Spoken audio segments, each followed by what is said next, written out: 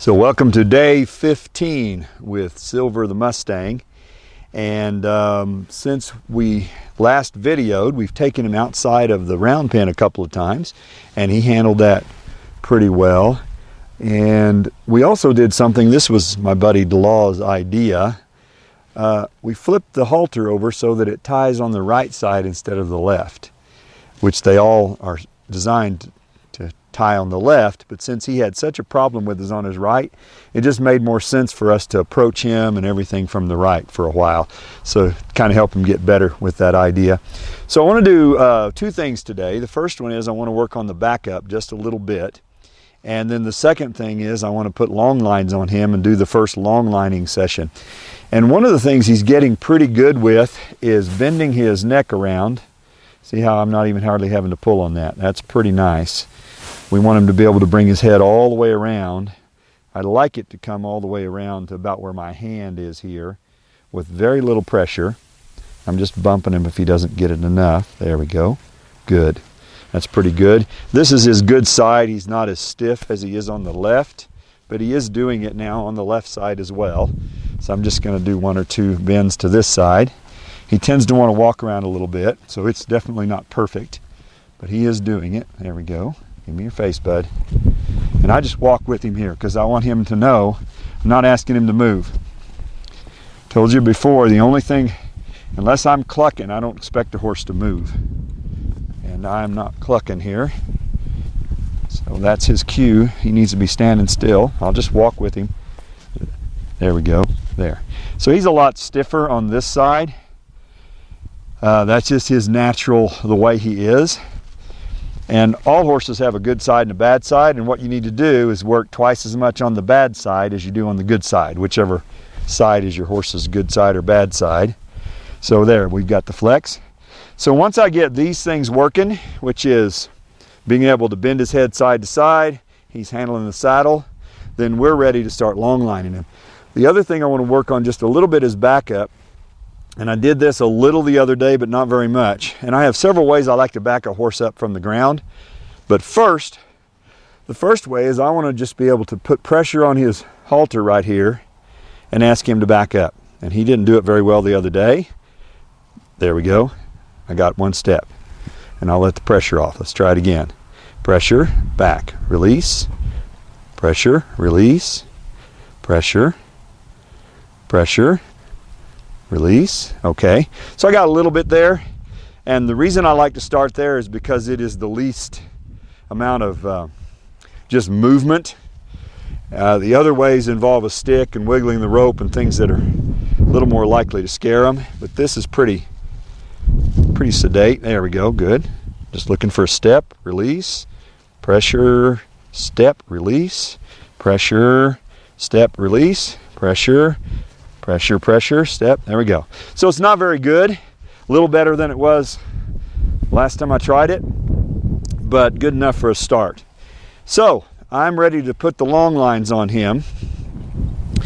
And the first time I long line a horse, I do it with the halter, and I use the stirrups to run the lines through because it causes a lot of just extra movement and things that he needs to get used to with the stirrup and the stirrups flapping around and those kind of things.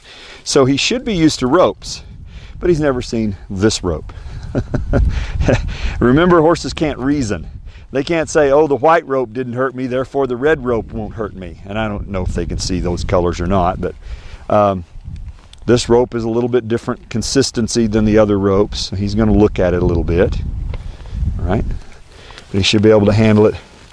Make sure he's okay with that rope all around him. He seems pretty good there. So I'm going to run it, this first time I bring it through the stirrup. I'm going to throw those over on the other side. Good, he handled that well.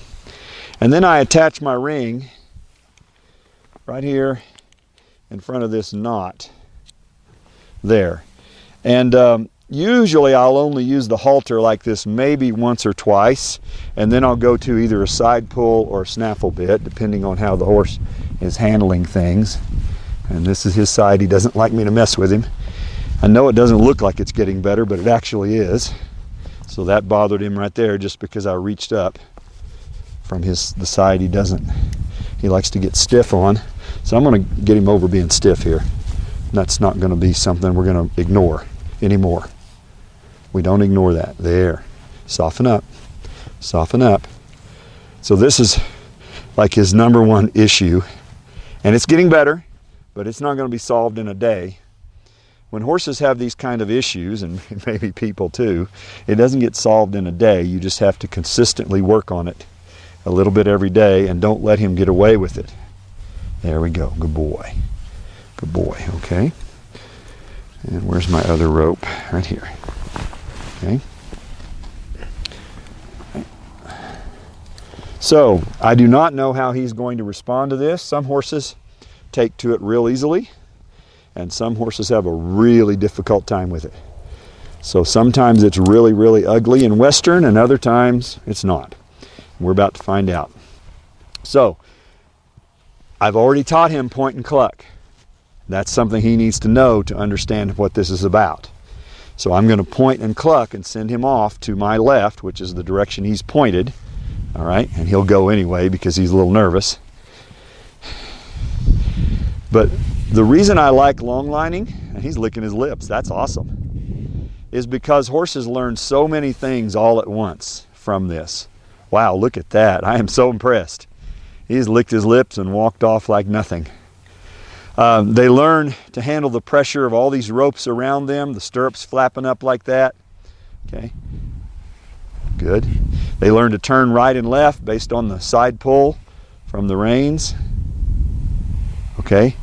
And I went ahead and let him stop and think about it, because for a Mustang, that is awesome. And this guy's pretty good about handling new stuff. You know, if it moves a lot, flaps around, he does get a little upset in the beginning. But things like the saddle and this, he's just handled it really well. So now I'm going to take this other rein and put it behind his butt. He's handling that fine. And so now he's got to feel it behind his legs, all right? I love the way he goes on the cluck. He's learned that very well. So I'm going to keep a gentle pressure on the inside rein, which would be his left side. Just similar to lunging, but the pressure's coming from behind him instead of beside him. We're starting to simulate riding. Okay, he's handling that well. Let's put him into a trot. Good. What a good horse. I am just so impressed with this Mustang. He just doesn't give us any Western moments, does he?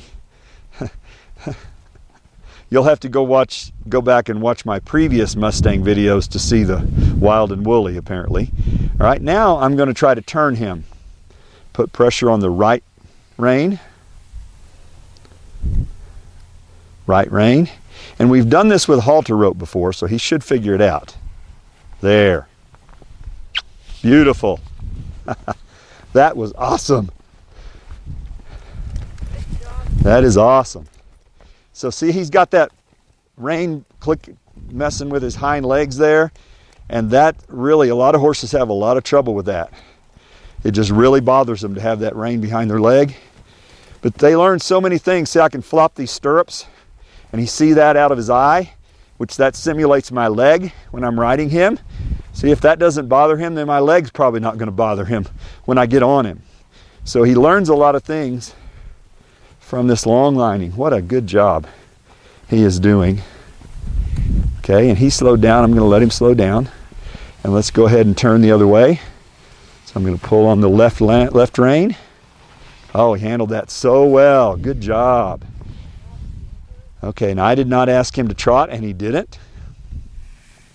So the next stage of this, after he handles this well, which he's picking up on it really good, is I'm going to turn him into the fence and let the fence help him to turn a little bit sharper. So right there.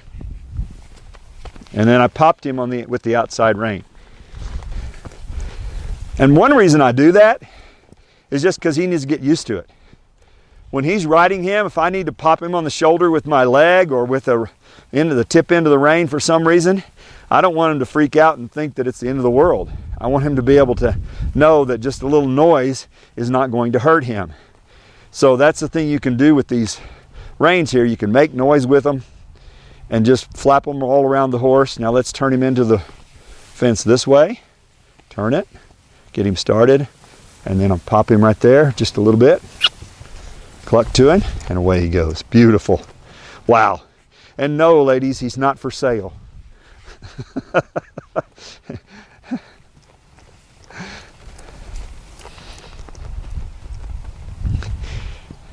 Okay.